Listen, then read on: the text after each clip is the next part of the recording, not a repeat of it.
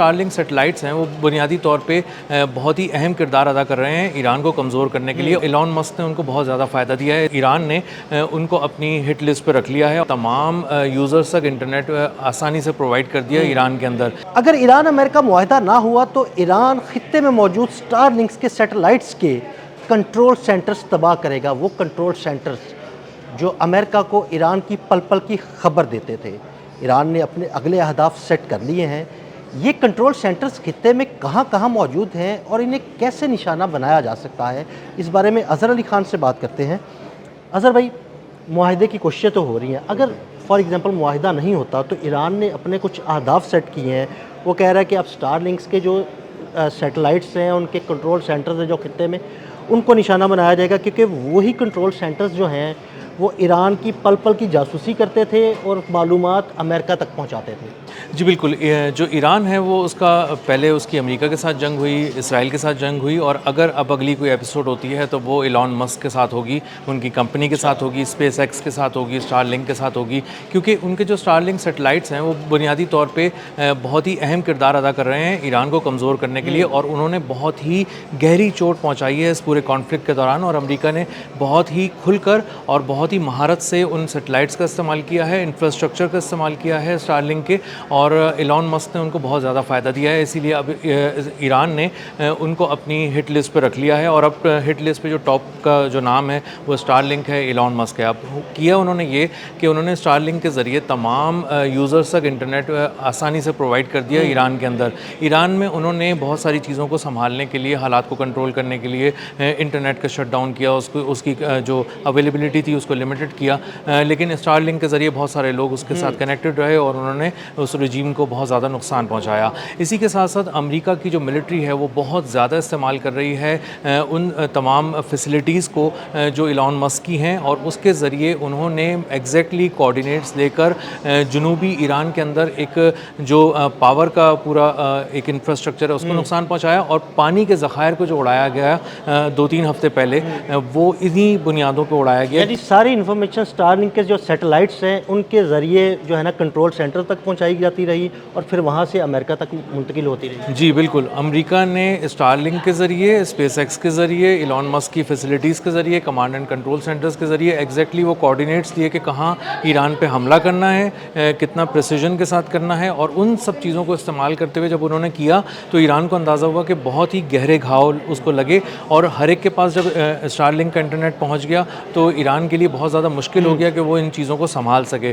تو regime change کا جو منصوبہ تھا ڈونلڈ ٹرمپ کا، اس میں ایک بہت بنیادی کردار اگر کوئی ہے تو وہ ایلان مسک ہیں. ان کی اسپیس ایکس اور ان کی اسٹار لنک ہے، فیسلٹی ہے، کمپنی ہے. اور اسی کے ساتھ جب انہوں نے یو ایس کے ساتھ جو بہت زیادہ جو ملٹری کے حوالے سے انہوں نے ڈیزائن کر کے کچھ چیزیں ملٹری معلومات بہت ساری شیئر کی جی، اور ان کے لیے ملٹری انسٹالیشنز تھیں، کہاں کہاں ان کے ریڈارز تھے، کہاں کہاں ان کے میزائل تنصیبات تھیں، ساری انفارمیشن تو ان تک شیئر کی گئی. جی، ان کے لیے اسپیشل ان کے لیے میکینزم اور ان کے لیے سسٹمز ڈیزائن کیے گئے. ایلان مسک کی کمپنی نے یہ سارے کام کیے، اور اس کے لیے $2.29 بلین کا کانٹریکٹ بھی ان کو ایوارڈ ہوا. تو اس وقت جو ملٹری کے حوالے سے کانٹریکٹس ہیں ٹیکنالوجی سے متعلق، ایلان مسک کی کمپنی اس کو بہت ہی آسانی سے جیت رہی ہے. اس کو بہت زیادہ ڈالرز کی اس پہ برسات ہو رہی ہے، اور امریکہ کی فوج کے پیچھے اس وقت ایلان مسک کھڑے ہوئے ہیں.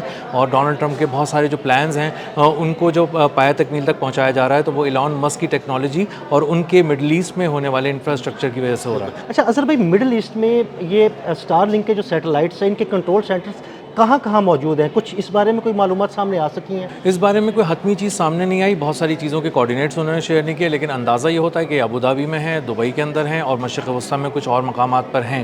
اور اگر اس طرح کی کوئی چیز ہوتی ہے تو ایک نئی وار چھڑ جائے گی، کیونکہ یہ آج تک ایسا نہیں ہوا کہ کسی ملک نے کسی کمپنی کے خلاف کوئی وار کی ہو.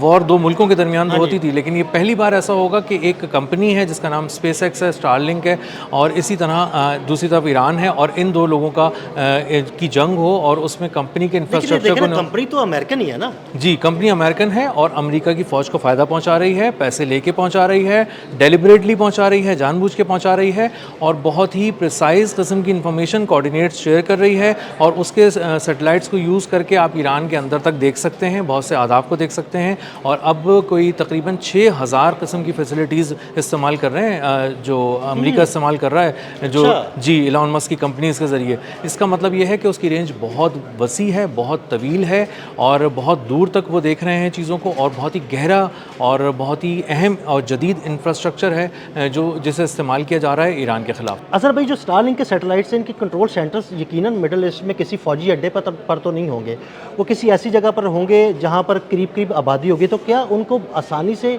निशाना बनाया जाना मुमकिन है ईरान के लिए और ऐसे निशाना बनाया जाना ताकि इर्द गिर्द की आबादी को भी नुकसान ना पहुँचे?